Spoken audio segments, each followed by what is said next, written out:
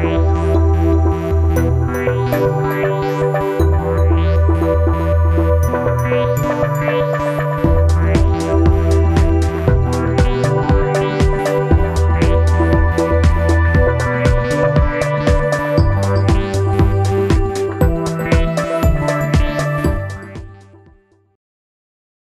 момент исклучете се од светот околу вас.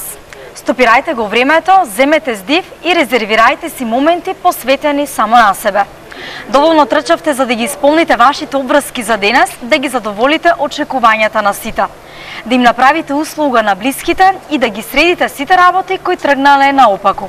Ова е време резервирано само за вас, за работите кои ви годат и ве опуштаат. Време посветено за нешто во кои вие вистински уживате. Вистинско време е да го стартуваме и денешното издание на моето вистинско јас. И денес во опуштена атмосфера заеднички ќе го испиеме кафето со господинот Димитрија Кереместевски, директор на Фондот за здравствено осигурување Штип. Добар ден, господине Кереместевски, верувам дека пријатно се чувствувате. Баш ми пријатно овој амбиент каде што ви одлучивте да одржиме да снимаме оваа емисија. Баш ќе ми биде мило да ве запознам вас како личност и да ми представите вие пред пошироката јавност на мојот град. Денес Штипјани ќе имаат можност да ве видат во едно поинакво светло, да слушнат за вашата улога како татко, како сопруг и се разбира ќе спомениме неколку моменти, ќе одвоиме за вашите пријатели, за најблиските семејството повторно. Денешниот наш разговор ќе го започнеме со стандардното прашање. Вие по вокација сте дипломиран економист. Зошто одбравте оваа професија? Кој беше главниот мотив? Главниот мотив, видите, во 70-те години кога ние бевме матуранти, нашите професори не учеа да одбереме матурска завршна дипломски материјал и тој кој предмет ќе го одбереме, тоа значи дека сме одбрале нашиот животен пат, така што јас одбрав социологија. Темата ми беше период меѓу капитализмот и социјализмот и одбрав општествените науки, така се запишав на економскиот факултет во Скопје. Тоа беше некогаш 1975 година. Сите мои другари се запишаа на природните науки. Тогаш беше доста атрактивна медицината, беше атрактивна градежништвото, архитектурата, електроинженери се запишаа многу од мојата генерација. Меѓутоа јас се запишав на економскиот факултет со индекс број 24572. Тој број индекс, тој број ќе го памтам додека сум жив, бидејќи со тој број станував на Сабале, одев на факултет, учев, полагав, паѓав, положував и дипломирав за среќа 81 година, така што мојот позив како дипломиран економист го сериозно сваќам и мислам дека максимално сум посветен на таа професија, на тој позив. Така. Неколку години извршувате функцијата раководител на Фондот за здравствено осигурување. Еве да слушаме повеќе детали за тоа како ви започнува и како ви завршува работниот ден и што најчесто нели се случува помеѓу тие два периоди. Видите, јас дојдов во Фондот за здравство од приватниот сектор, каде што во приватниот сектор се знае кој командува, кој газда, кој раководи и кој дава пари. Дојдов во јавната администрација, во државниот сектор. Некогаш беше привилегија да се работи во државниот сектор. Меѓутоа јас дојдов доста касно кога се изградив како личност. Фондот за здравство ми е 7-ма фирма во мојата кариера. И моето работно време почнува во 5:30, така почнав и во приватниот сектор, така и продолжувам овде. Така што секој се бари, одам на џогирање, одам често на нашиот позната височина Исарот, каде што има 276 степеника, и секој се бале ги минувам со цел да бидам максимално спремен за предизвиците што ги работните задачи што ги имам секој ден. Потоа, кога доаѓам на работа во 7:30, правам консултации со моите соработници, со мојата колешка Благица Велковска, шефот на финанси, и Марија Митевска, шефот на правна служба, правиме распоред, правиме агенда за работниот ден и така почнуваме да работиме. Јас примам многу странки, можеби 50 до 100 странки дневно примам. Странките ме прашуваат. Огромен број за тие 8 часа работни. Да, огромен број за тие 8 часа работни. Јас гледам да ги исполнам максимално. Дури имам често денови кога не излегувам на пауза. Јас максимално и давам слобода на моите вработени да излегуваат на пауза, да изкористят паузата, да се отморят и пак да продължат с нивните работни задачи. Аз не излегувам, че много рядко излегувам, ги приемам странките, максимално съм на разполагане на сите осигуреници на сите странки да ги помогнам. Обично сега сме ние обседнати с един голям проект на владата, то е електронската здравствена картичка, където тие изработени електронски здравствени картички трябва да ги дистрибуираме до невработените, до пензионерите и в исто време ги приемаме апликациите за електронските здравствени картички за фирмите, които не сте аплицирали.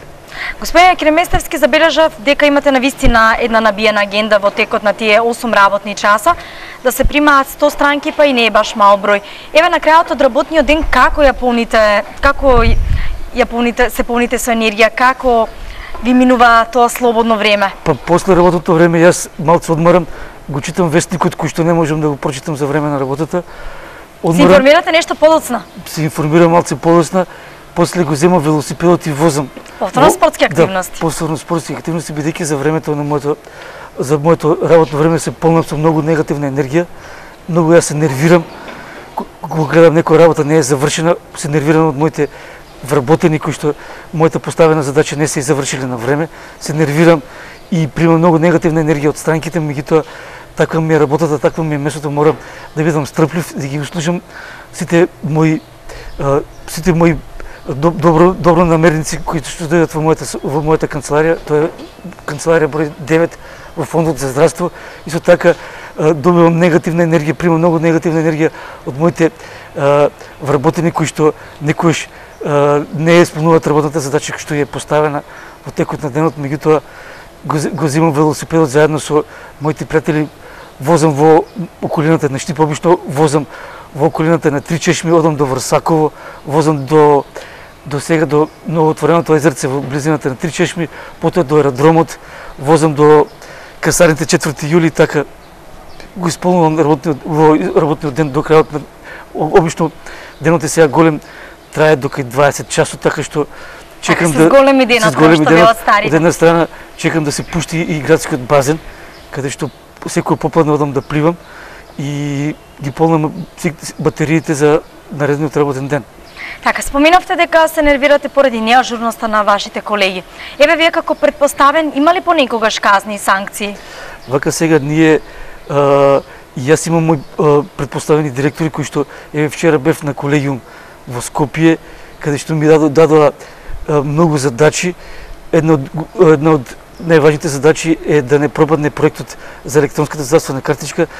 Тоа значи дека ние заклучно со 36 како фонд мора да исполниме обврската на фондот спрема владата, спрема Министерството за здравство, да ги примеме апликациите за електронска здравствена картичка и да ги поделиме изработените електронски здравствени картички, така што и на мене не ми е лесно, и јас имам поставени задачи од моите претпоставени, така што и јас мора тие задачи да ги пренесат на моите вработени, да увидат тежината на проблемот и да сработат таа работа што ќе ја дадам.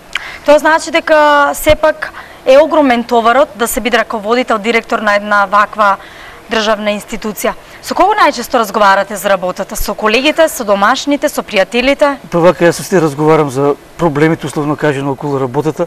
Обично кога ни се даде некоја новост, нова задача да се изработи, јас обично консултирам со моите колеги во околните градови, во Велес, во Кочани, во Тетово, во Прилеп, да видам како тие ќе се организираат.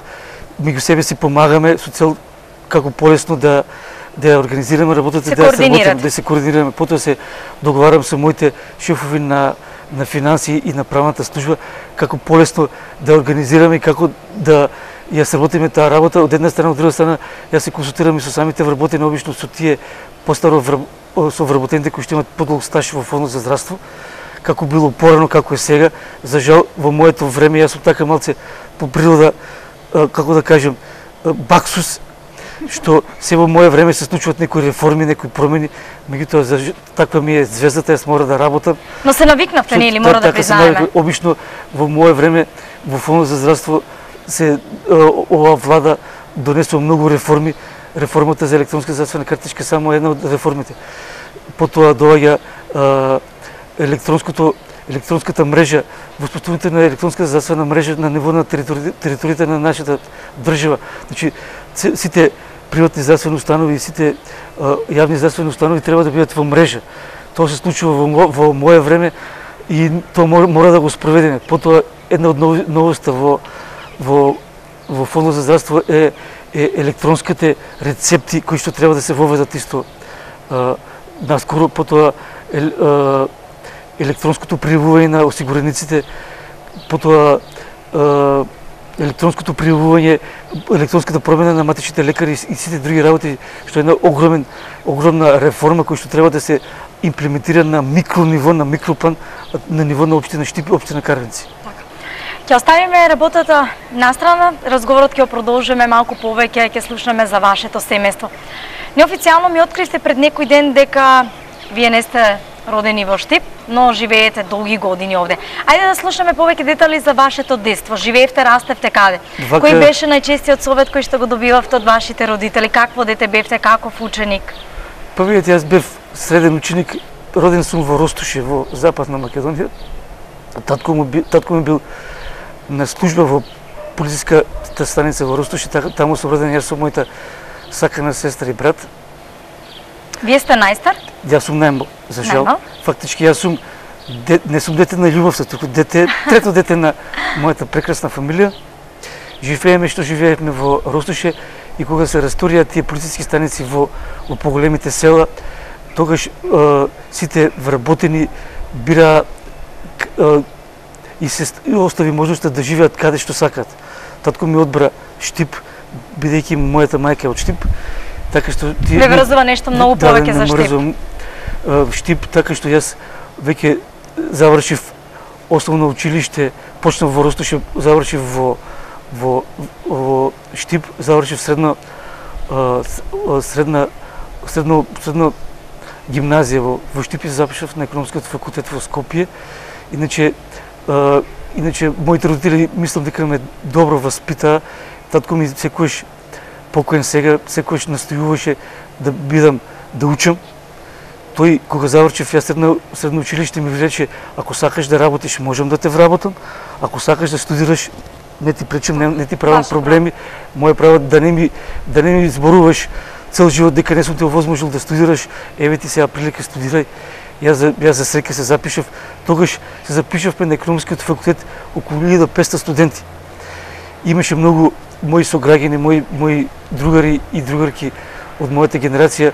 За жал малце кога студираш во прва година се запишавме 1500, меѓутоа како што одминуваше времето, таа селекција, таа мрежа, тоа сето се стеснуваше, така што дипломиравме многу мал број, меѓутоа и така што дипломирав, како што реков, во 81 година и за моја среќа, тогаш се воведе во државата вработување на сите дипломирани од виша школа нагоре. Така што јас за среќа ме фати таа реформа на тогашната држава Југославија, на тогашната влада, да сите дипломирани од виша школа нагоре се вработат и јас се вработив во градинската фирма Пелагонија и така работев на 20 на година таму. За кои нешта најмногу се гордеете со вашите деца? Кои нивни успеси ви се посебно драги? Имате два сина? Да, имам ја два сина, Бојан и Андре Кереместевски. Како што мене ме воспитуваа, јас настојував да ги воспитувам и моите деца Бојан и Андре. Тие се веќе зрели деца во години, мислам деца во зрели години што веќе си го знаат својот пат, така што Бојан има доста добра кариера направено, самостојно се пробива во животот и мислам дека ќе има добра кариера и ќе напредува доста добро. Тоа не значи дека и Андре, помалиот син, ќе нема добра кариера. Тој студира и работи во јавното предпријатие ИСАР и студира на агроменеджмент на универзитетот во Гоце Делчев во Штип. И јас како родител настојував да ги максимално вреднувам, да ги гледат, да ги пратат тие системи на вредности на животот и да имаат цел во животот. Исто така мислам дека една од моите срекни моменти и среќен како родител што сум затоа што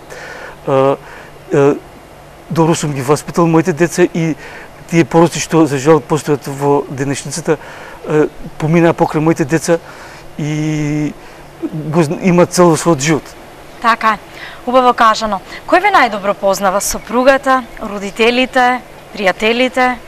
Па видите, јас мислам дека мојата сопруга и пријателите најдобро ме познаваат, бидејќи јас сум по природа заедно со мојата сопруга космополитски тип и сакаме да се дружиме, да се спријателуваме и за среќа имаме многу стекнато пријатели на ниво на Македонија, на ниво на овој град и надвор од нив и надвор од државата, така што мислам дека богат сум со многу голем број на пријатели. Обично имам пријатели во Скопје, во Велес, во Кавадарци, во Свети Николе, во Тетово, во Дојран, во Струга, во Охрид, во Скопје секако и надвор од државата. И многу се разочарувам кога, например, градам мислење за некој мој пријател и кога тоа мислење за кратко време ќе го променам. Така, ќе ви изневери истиот тој. Ќе ми изневери вистината, меѓутоа за жал таков е животот.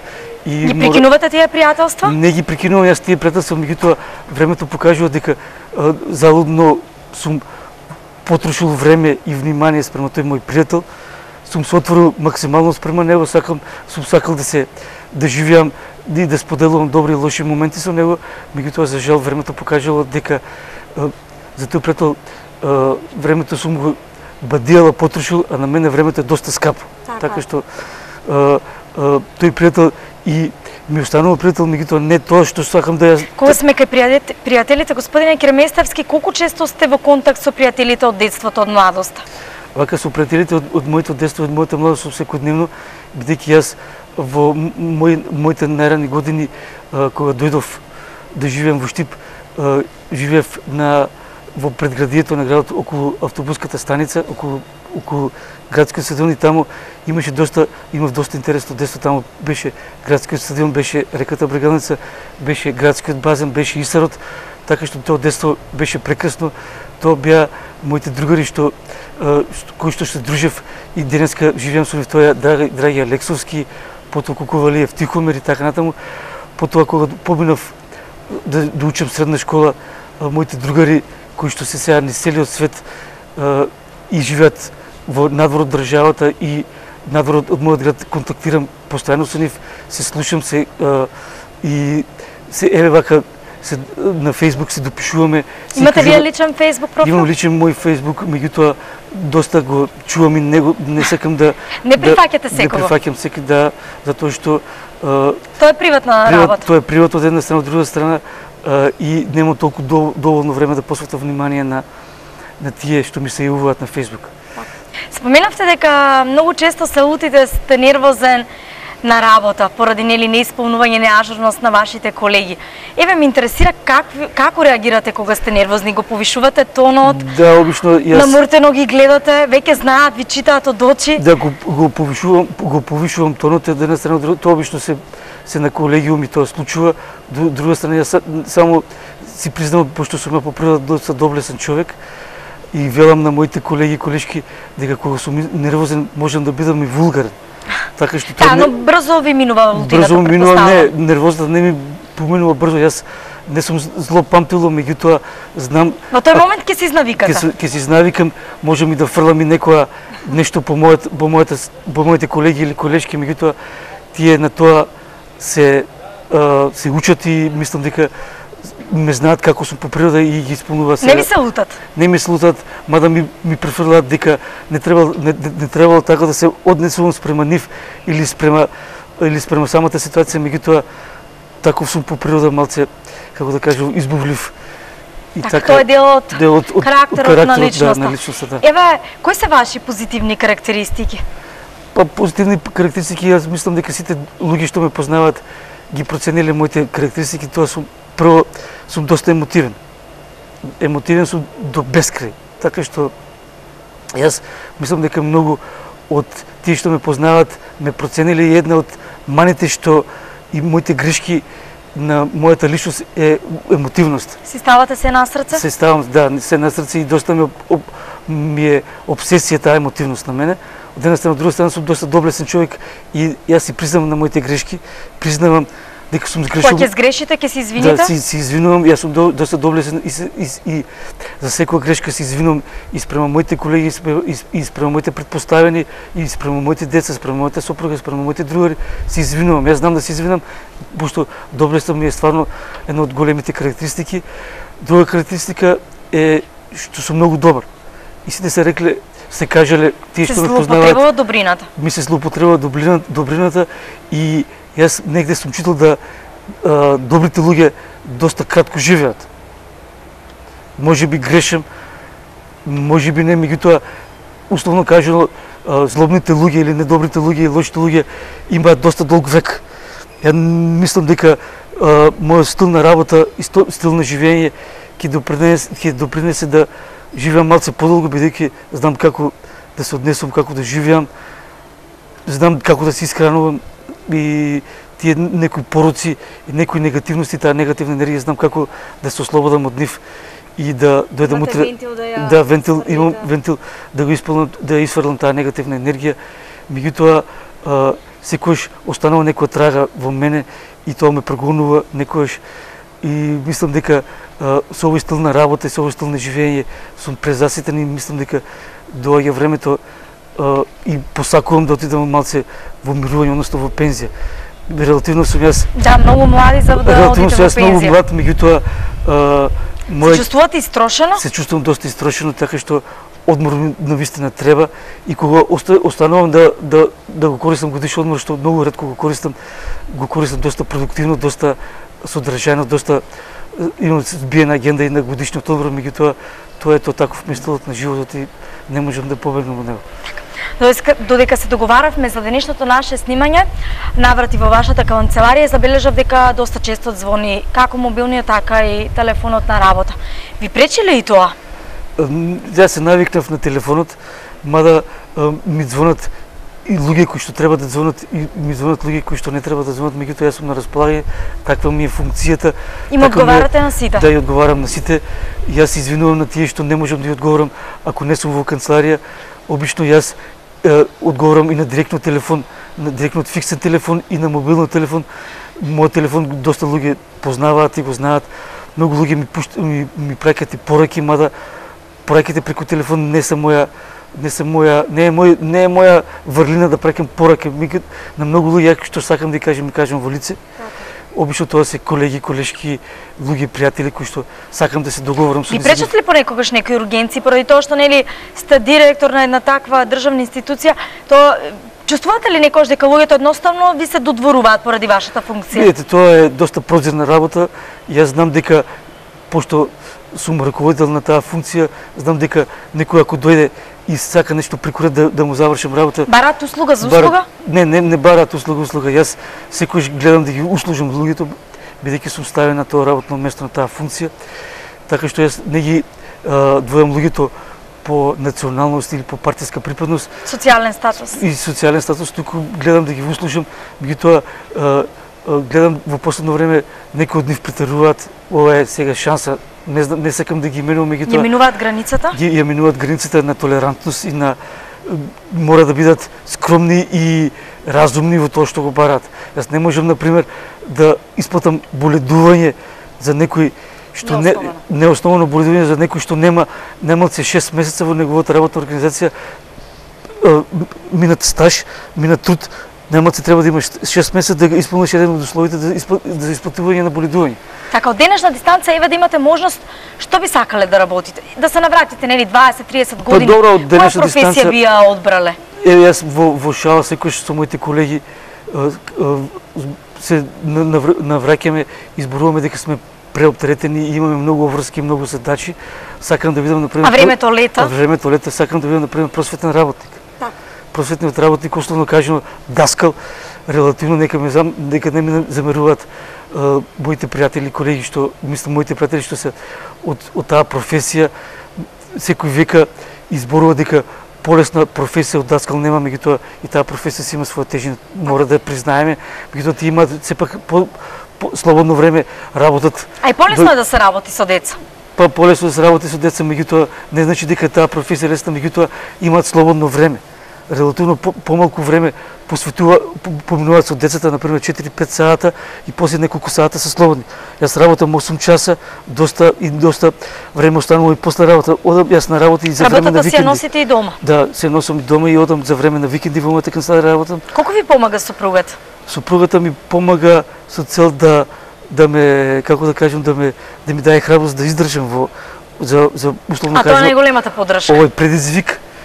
Од една страна, бидејќи јас многу помогнав на мојата сопруга кога таа од приватниот сектор помина исто така во државниот сектор, бидејќи таа работеше во приватна конфекција и заедно со мене јас ја дадов една храброст, една волја да ја охрабрив да издржи во незината идна професија, иден позив, тоа е благаничкиот позив во здравствениот дом доктор Панчи Караѓозов.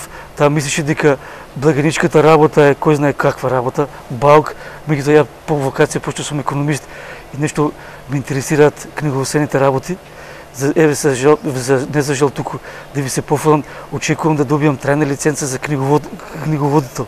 Тоа значи да бидеш да добиеш трајна лиценца за книговодител, значи дека си работел повеќе од 25 години на таа професија, книговодствена професија. Така што паралелно со тоа имам и лиценца за стечен управник, да не испадне фалба. Имам у исто време сакам да положам и за ревизор, за државен ревизор, меѓутоа тоа е доста опсежна и обемна работа и бара доста време и доста учење. Мислам дека ќе најдам време и учење да завршам неколку испита положив, ми остануваат уште 5 испита да положам за да бидам ревизор, бидејќи на мојот одзив дипломиран економист, крајната инстанција е ревизијата.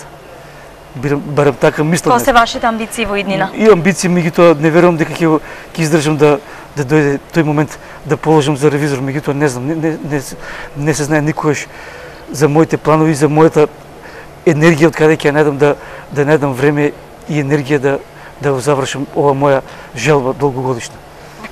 Господине Кереместевски, овде ќе направиме една кратка пауза. Ќе ги спочитуваме нашите пријатели, време е за реклами, па повторно ќе продолжиме со уште неколку прашања, ќе се вратиме.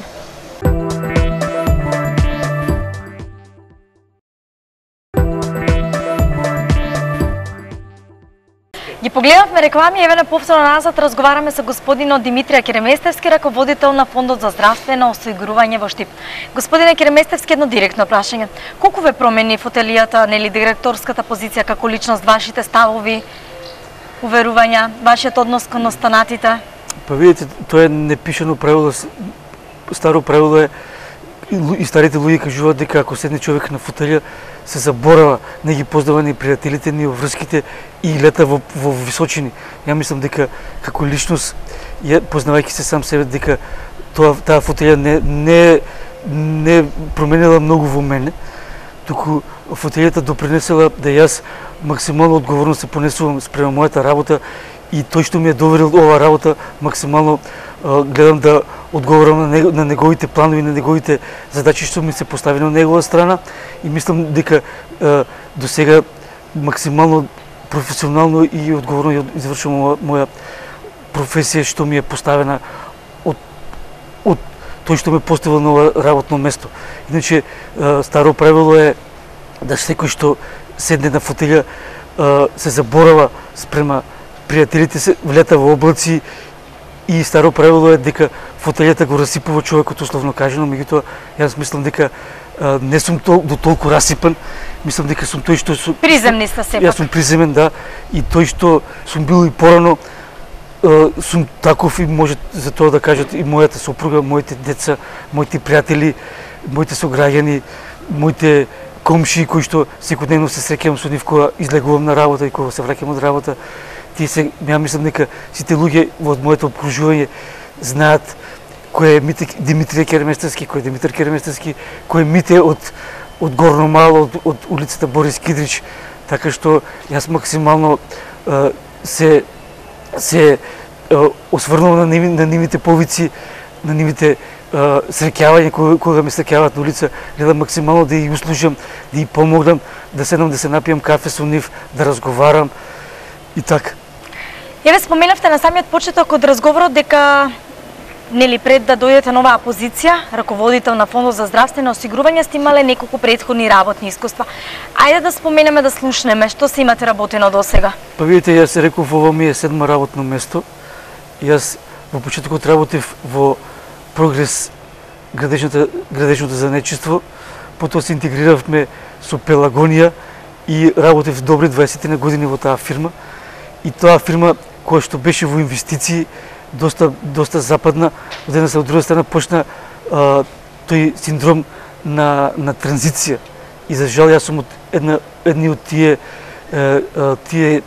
граѓани на оваа држава што сме на некој начин жртва на транзицијата. И кога работевме во Пелагонија, сите баравме чаре да си најдеме работа во друга фирма. И некој од колегите кога ќе најдеше работа во друга фирма, сите му завидувавме. Така што и на мене крајот на 90-те години ми се пружи нова шанса. Ми се пружи шанса да променам работата, да променам работното место. За среќа да го променам и градот каде што ќе работам, тоа беше градот Велес. Јас се вработив во ugostителската фирма Интернационал, каде што работев добри 7-8 до 10 години таму како финансов раководител. Тоа време поминато во ugostителство доста научив во животот и мислам дека се најдобрите години во мојот живот. За кратко време научив како да работам со луѓе кои што ugostителство е главна професија, со келнери. Од една страна, од друга страна, градот Велес се зборува дека луѓето велешини секоја чест, ако ме гледаат, се доста незгодни како луѓе по карактер. Имаат посебен табиет? Имаат посебен табиет, во однос на наши штипјаните. По-незгодни од штипјани? Не верувам. И јас на моите колеги викам и кажувам на секојаш на колегиумите, кога јас со велешани се можев да се разбрав, можам и со вас да се разберам, мислам дека тоа ми е доста големо искуство. После Интернационал поминав во Овчеполка, тоа е фабрика за сточна храна во склопот на фирмата Агрија. Потоа поминав во Агрија, доста добро време, мојот труд доста беше добро вреднуван и мислам дека ако собствениците на таа фирма ме гледа, јас ги поздравувам. Тоа се доста добри луѓе, искусни луѓе, професионалци, бизнисмени сега, доста успешни бизнисмени и доста добро и позитивно делувале врз мојот стил на работа и мојот карактер. Така што меѓутоа патувањето, секојдневно патување Штип Велес. Ви исцрпуваше? Мен доста исцрпуваше, доста касно доаѓав дома, не можев да посветам внимание на мојата фамилија, на мојата сопруга и решив, исто време направив и 2 сообраќајни несреќи, патувајќи Штип Велес и обратно, и почнав да ме истоштува целата патувањето и врските што ги имав секојдневно во тогашната фирма Агрија, Овчеполка и Интернационал, и барав начин да се вработам некаде во Штип, да не патувам, и за среќа се вработив во Фондот за здравство. Тогаш кога Георги Тренковски беше генерален директор на Фондот за здравство, директор кој што со својот стил на работа доста остави голем впечаток врз мојот стил на работа и тој стил на работа го прифатив и мислам дека доста добро се справам со овие секојдневни проблеми и обврски што ги имам. Споменавте дека некаде во попладневните часови, нели, кога ќе поминат тие работни 8 часа, дури тогаш тек седнувате и ги читате новините, односно весниците. Што секогаш ви интересира? Што ви го скренува вниманието? Спорт, политика, економија? Во последно време јас прво го читам хороскопот. Така, верувате? Јас верувам во хороскопот. Што сте во хороскоп? Јарец сум во хороскоп. Во хороскопот, во вестникот Утрински вестник. Читам секој ден дневник, меѓутоа хороскопот во дневник е малце несериозен, мислам така. Иначе хороскопот е доста во ова време на транзиција доста луѓе читаат хороскоп и као условно кажувам доста веруваат. Вие сте вистински представник на вашиот хороскопски знак? Да, јас сум вистински представник на мојот хороскопски знак. И нечија? И нечија, јарец сум во доста добар. Но голем пријател. Добар пријател и доста добар пријател. Така што мислам мојата мајка, мојата сестра и мојот брат па и моите соработници кои што секојдневно работат со нив ме запознале како добар и нечија. Јас мислам, јас сум таков човек што ќе испланирам и што ќе се зацртам како цел. Си терате по ваше до крај. Си терам по мое, па макар и сум грешил, мада јас во животот. Ви пречи ли промена на план 5 до 12? Да, доста ми пречи промена на план. Добро ме прашавте, добро прашање ми поставивте. Доста ме нервира да некој ми поремети некој план. Доцнењето? Доцнењето, пореметување на планови, иначе јас во животот сум таков човек што сум многу чекал во животот. Само јас чекам, само чекам. Во животот сум многу чекал и многу ме тоа нервира. Мене ме нервира и мојата сопруга кога треба да ја чекам, кога треба да излегуваме. Да, но дамите се такви, мора да признаеме дека. Например, треба да одиме на свадба, јас се спремам прв и ја чекам мојата сопруга, таа се спрема, јас чекам и чекам. Еве, ја споменавте нели свадбата, една семена прослава, веселба. Ме интересира како реагирате во такви ситуации? Играте, пеете? Видите, ја сум доста срамежлив човек по природа. Седите? Една од моите карактеристики, јас сум доста човек што многу зборува. Доста сум расположен кога сум на такви прослави, меѓутоа за кратко време го променувам расположението и доста се обесхрабрувам, доста го менувам расположението и не знам, расположението, сакам да кажам, е доста променливо. Инаку јас по природа свирам на еден инструмент кој што не сакам да ви го обелоденам и доста добро пеам. Зошто? Тоа го знае мојата сопруга. Јас сум некогаш сум доста добро пеел. А што свирите, ќе ни откриете? Добро, не, во некоја друга прилика ќе ви кажам. А еве, пеењето го споминавте, што најчесто пеете? Македонска, староградска песна? Па доста во моето време беа доста познатите југословенски групи кои што ми оставија доста голем впечаток. Некој јас сум по природа човек што сакам во животот се да видам. Например, еве многу од моите сограѓани мислам дека не знаат што е галичка свадба, например. Сте биле на галичка свадба? Да, сум бил на галичка свадба. Или не знаат, например, кога правеше концерт Бело дугме, последен концерт во Белград, тоа беше доживување кој што се случува еднаш во милион години. И мислам дека тие прослави, тие настани не треба да се пропуштаат и јас гледам колку што ми дозволува слободното време да ги пратам тие културни настани или спортски настани обично, кои што се ретки и ретко се случуваат еднаш во 4 години или еднаш во 10 години или еднаш во 100 години, меѓутоа сепак се случуваат. Иначе јас доста добро посетувам и сакам да посетувам манастири во обкружувањето и во нашата држава. Јас обично во некое време често одев во манастирот, Лесновскиот манастир го посетував и владиката Иларион, ако гледала мисија го поздравувам. После сум бил во многу манастири низ Македонија кои што, например, манастирот Зрзе, Свети Јован Осоговски, потоа во Доче и така натаму, тоа се доста јаки манастири кои што и духовно доста ми влеваат надеж во услови кога државата Македонија се бори за својата самостојност, за својот идентитет, за својата, како да кажем, за своето опстојување. Мислам дека вербата во верата и во духот и во македонштината треба да биде едно од главните критериуми на нашите луѓе да опстанат и да живеат на овие простори. Господине Кереместевски, дали сте суеверен? Да, многу сум суеверен. Обично јас кога патувам или кога одам на работа, ги ја менувам својата маршрута. Например, по една лица одам на работа, по друга се враќам. Никош не се враќам, имам таква навика, суеверен сум и никош не се враќам по истите улици. Обично верувам јас во Бога, не обично, туку верувам во Бога и верувам во себе и мислам дека се што ми се случило, мислам дека се што ми се случило, тоа е волја на Бога, волја на Господ. Од една страна, од друга страна, јас сум доста човек кој што сака да си го слушне седмото чуло. Обично во животот, пошто имам многу грешено, јас во животот имам правено многу грешки, немало кој да ме во клучните моменти да ми каже прави тоа или прави тоа. Сте се покајале?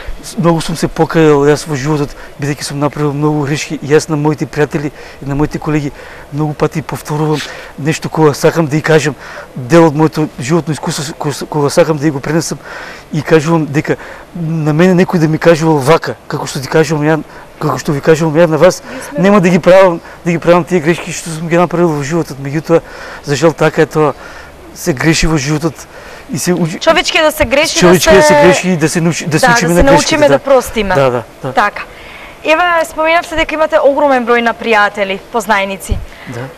На познанството со кои луѓе се вие лично гордеете? На познанството се гордеам со луѓе кои што се на моја фреквенција, на мој карактер и кои што сме се разбирали, и имаме исти погледи на животот и на светот, разбирате. Тие се моите добри пријатели. Луѓето кои што не може да ме сватат и да ме разберат, тие се пријатели условно кажано од корист и така што јас многу не посветувам внимание на тие луѓе. Обично пријателите, обично кога живеев и кога работев во Велес, Велешани имат една како да кажем карактеристика или една мана. Денеска те запознаваат, јутре те прават другар и пријател. И јас во еден момент, во близок, мислам во секој момент ти кажувам, слушај, јас денеска те запознавам, ти си ми на мене пријател, а другари јас имам во Штип. Значи другарите. Едно е пријатели, друго се другари. Друго е пријатели, друго е другари. Јас мислам дека треба да се прави граница. Што најмногу се плашите, се ужаснувате? Јас се плашам многу од тоа што ќе ми изневерат пријателите, ќе ми например луѓе во кои што сум инвестирал, сум посветил внимание, сум правил со нив хемија, како што сум направил и правам хемија во мојата фирма, во фондот каде што работам, бидејќи кога дојдов првиот ден ми рекол дека меѓучовечките односи се нарушени. Во фондот за здравство, пази што ќе правиш, џабе секи ти биде, тука се нарушени меѓучовечките односи и нема разбирање со овие вработени. Јас посветив доста големо внимание, мислам дека сум направил хемија. Потрошив многу време, многу внимание, многу енергија. Да имате можност, со кого би се замениле за 24 часа? Сте размислувале за ова прашање? Со кого би се заменил? Јас би се заменил, не би се заменил со никој, јас сум тој. Јас сум Димитрije Кереместевски, дипломиран економист. Убаво се чувствувате во ваша кожа? Се чувствувам во моја кожа, мада доста паѓам во кризи. Тогаш кога ќе нема да ми се исполни планот или кога некој ќе ме изневери, јас паѓам во криза. Мислам, се затварам само во себе и го барам решението каде сум јас грешил спрема човекот или спрема ситуацијата, да исправам таа ситуација и мислам дека имам капацитет и енергија. Кој е мотивот кога секи ви тргне наопаку? Зашто размислувате во тој момент? Во тој момент размислувам дека некој бидејќи сум доста суеверен дека сум сретнал некој што не треба да го сретнам. Например, сум сретнал свештено лице или сум сретнал полицаец или сум сретнал бремена жена, условно кажано, дека или сум станал на погрешна нога, така што денеска ќе имам. Има влијанието кога ќе станете на лева нога дека сте малку за мене понезгодни? има влијание, бидејќи така јас ги разберам и моите соработници и моите вработени кога дојдат например неспремни на работа. Па вие може да си напишете едно ливче или пред влегување дека денес станав на лева нога и тие да внимаваат. Да, јас си признавам, јас сум доблесен човек, јас си реков и кажувам на моите пријатели или на моите вработени дека денеска условно кажано не ми е погоден денот или Данас не е мој дан. Да, не е мој дан или како што викаат Велешани, наапан сум денес, разбираш. Остави ме денеска не ми е денот, не сум погоден, тешко ми е. Потешко ли е да се биде раководител или вработен? Потешко е да си раководител, мада поголем товар носите. Поголем товар, да, одговорноста е таа, мада и вработените се тие што јас настојувам да се подпрам на сите вработени кои што се во мојата подрачна служба, тоа се 23 вработени, мада јас сум ги доста анализирал сите вработени, некои имаат капацитет да одговорат на таа задача што ќе ја поставам, некои немаат капацитет. За жал, вработувањето во администрацијата е таква каква што е. Данос сите трчаат да се вработат во јавни трчаат да се вработат. Јас сум се консултирал и со моите претпоставени дека фактички ми даваат луѓе кои што немаат капацитет да ги исполнат моите барања и задачи, меѓутоа мора да ги шлепам. Не ги навредувам. Да не се чувствува некој повредено. Разговорот ќе продолжиме повторно со семејството. Како ги трошите викендови кога се на работа? Имате слободно време и вие и вашата сопруга и децата? Па видите, викендите јас обично сакам Семен ручек задолжително. Сакам да бидам семеен ручек, меѓутоа во мојата фамилија. Изготвите вие некогаш нешто да изненадите? Многу ретко јас готвам, мада сакам и ќе А што готвите кога нели се готви многу ретко? Пржам јајца вамо таму, тоа нешто брз фастфуд, како што вика. Брза храна. Брза храна, како што вика. Имате некој посебен специјалитет? Немам некој специјалитет, мада јас имам задача да научам да готвам, кога малку ќе се растретам со моите врски, кои што се огромни. Вие ќе бидете главниот ковар, ќе бидам главниот ковар. Мислам дека ќе бидам главниот ковар. Мислам дека кога ќе дојдам, кога ќе ми се приближи денот кога треба да одам во пензија, да го најдам местото каде што ќе живеам, бидејќи не сакам да одам да седам во парк како пензионер. Секој чест на пензионерски. Ќе си најдете активност, ќе си најдам активност или да седам во пензионерски дом, тука ќе си најдам. Ќе играте шах, карти. Ќе си најдам како што викаат србите, мој кутак. Или ќе си најдам. Каде би сакале да живеете? Би сакал да живеам на пример во Берово. Да си најдам таму едно место, една нива, една викендица или во околните селски населби околу Штип, на пример во Караорман или во подалеку од централното градско подрачје. Од целиот тој метаж фреквенција на возила, луѓе. И да посветам внимание сам на себе, на својата сопруга и на моето семејство и да читам книги. Сега имам многу книги, сега да ви кажам една моја каква литература читате најчесто? Моја девиза, јас многу поклонувам книги. И тие што се добиле од мене книга без повод? Без повод и причина подарувате книги? И со повод и без повод поклонувам книга. Вчера во Скопје поклонив книга на една моја сакана пријателка. Мада мојата сакана пријателка вчера ми каже дека ја прочитала таа книга. И сега јас си викам, земи ја книгата од мене, погледни ме во очи. Ќе ја земам бидејќи од тебе, ја земам книгата, мада имам прочитано. Ја мислам дека вие знаете дека да поклониш книга е да поклониш богатство. Така е убав гест. Убав гест, имам многу книги, имам книги за поклонување уште, знам на кого треба да ги дадам. Имате домашна библиотека, предпоставам? Имам мала домашна библиотека и сакам и на тие што и поклонувам книги ме прашуваат дали читам книги. Јас викам дека немам време да читам книги и го чекам тој момент кога ќе напишам книга за мојата фамилија, монографија за мојата фамилија. Имате талент за пишување? Не знам дали имам талент, меѓутоа желба ми е и задача ми е да напишам една монографија за мојата фамилија Кереместевски. Јас собирам више материјал, сум ангажирал луѓе, бидејќи моето потекло е од Ресен, таму е роден мојот татко. Имате интересно презиме. Да, интересно презиме. Јас сум доста интересен човек. Сум се родил во Ростошје, живеам во Штип, татко ми е ресенченец, сум работел 10 години во Велес, пак работам во Штип. Животот каде ќе ме однесе не знам. Човекова судбина. Да, човекова судбина, малци интернационален сум на некој начин и едве чекам да отидам во мирување, да читам книги и да посветам внимание сам на себе, на мојата фамилија и на моите секогаш добри пријатели кои што ќе ме паметат по добрите работи што сум ги направил за нив. Например, не е мала работа да дадеш кога со некој пријател или колега си се скарал и наместо да се скараш да го мавнеш ти, например, со некоја чаша или со некој друг предмет му даваш книга. На најголемиот непријател или на човекот што се каре со него да му дадеш книга, тоа е еден добар гест. Мислам дека тој што прима таа книга и што е зел таа книга нема да го вербални расправи, имало физички пресметки?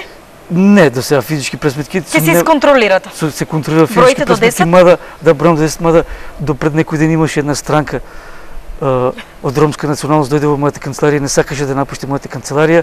Јас го замолував по 100 пат дека тоа што имаше да му таму. Да, има тоа што требаше да му го кажав, го замолив најкултурно да напушти мојата канцеларија, пошто да е најчовечки дека пошто има многу обврски, тој не сакаше да напушти канцеларијата, ме врегеше, дури сакаше да и вербално да ме нападне.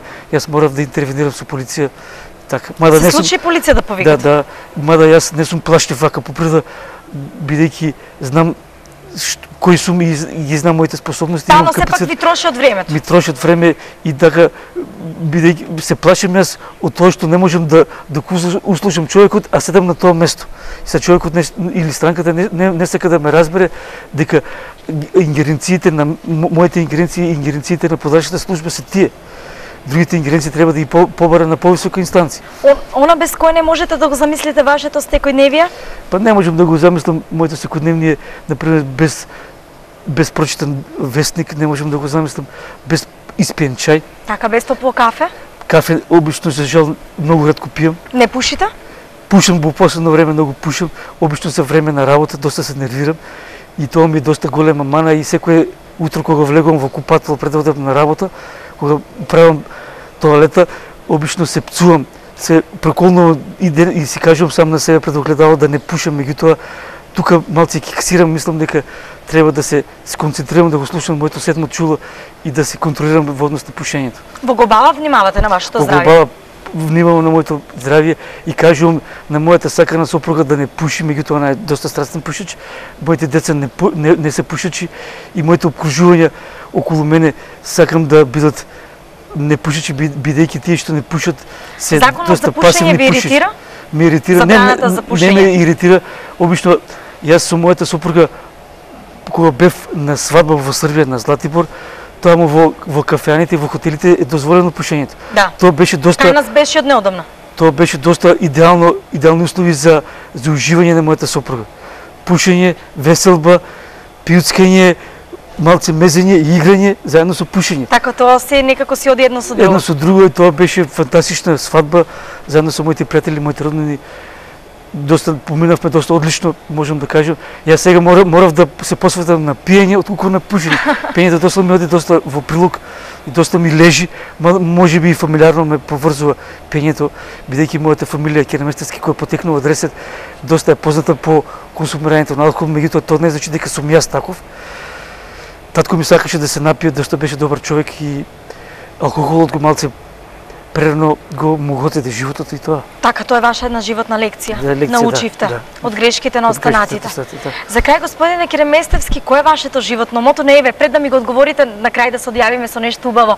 Омилена дестинација за летување? Споменавте дека немате нели доволно време за одмор, но еве 10 дена каде би ги потрошила? 10 дена јас би ги потрошил на планина, бидејќи нашата држава располага со прекрасни планини. Би останале во Македонија? Јас сум бил и на Солунска глава, сум бил и на Плачковица, сум бил и на Бистра, сум бил и на Пелистер, сум бил и на Кожув, сум бил и на Шарпланина. Мислам дека државата наша располага со доста големи, прекрасни убавини. Обично сега кога цутат чаевите одам во Берово, сакам да бидам еден викенд или 10 недела дена во Берово. Имам 8 работни дена старогодишен одмор, мислам дека ќе ги поменам таму, или во мојот завиче во западниот дел на Македонија. Обично одам јас во едно село кој се вика Волковија. Тоа е еден град кај што е роден еден наш сограѓанин Панче Пуздарлиски, таму во Волковија, и тоа е село кој што е снимена првата еден од најдобрите филмови Македонска крвава свадба. Ако знаете, може би не ви е познато, и таму тоа село може да се пофали со најдобриот граф во Македонија. Најдобриот полошки граф во Македонија вирее во селото Волковија. Тоа е покрај Вардар, најблиско село кое што е селото Чегране, тоа е албанско село Чегране, тоа е близо до Гостивар, а моето село Ростуше е малце понатака. За крај, господине Кереместевски, да ја слушнеме вашата животна филозофија, вашето животно мото. Моето животно мото е само работа и ништо повеќе. На крајот секи си дојде по работа и само работа, и на крајот секи се постигне. Еве, ако сте вие гледале последното интервју на премиерот на Унија на млади сили сега во универзална сала пред некој ден, фактички неговото мото беше тоа. Работа и само работа, и квалитетот ќе испадне само од себе, разбирате, само луѓето со работа може да постигнат, иначе више помина времето на ургенции, на буткање, на шлепање, безредие, на пријателот, ако може пријателот или другарот да го вработиме, а не квалитетот, условно кажано, така што тоа време доаѓа, непотизмот, влегување низ мала врата, мислам, дојде времето више каде што квалитетот доаѓа, излегува на површина, и ова држава ќе излезе, ќе исплива од оваа криза и оваа рецесија само со квалитетни, школувани луѓе, со вредни луѓе. За крај ќе ви се заблагодарам. Ќе ви посакам многу успех и понатаму како приватно, така и работно, и уште еднаш ќе кажеме огромно фала, благодарам за тоа што одвоивте дел од вашето време со оглед на тоа дека и денес имате една голема набиена агенда, но сепак потрошивте час време со екипата на Ирис телевизија. Да, јас ви благодарам на вашата ценната телевизија што ми удостоивте да ја кажам мојата животна цел и мојата животна историја, и сега патувам за Скопје. Се на добро, пријатно. Среќен пат. Ресторан на универзитетски клуб со амбиент кој ги храни и телото и душата. Прекрасни моменти кои ќе останат во долго сеќавање до следното ваше видување. Повелете да искусите едно несекојдневно искуство. Овде е крајот на денешното издание на Моето вистинско јас. Имавме можност 40 на минути да се дружиме со господинот Димитрија Кереместевски. До следното наше видување бидете ми поздравени.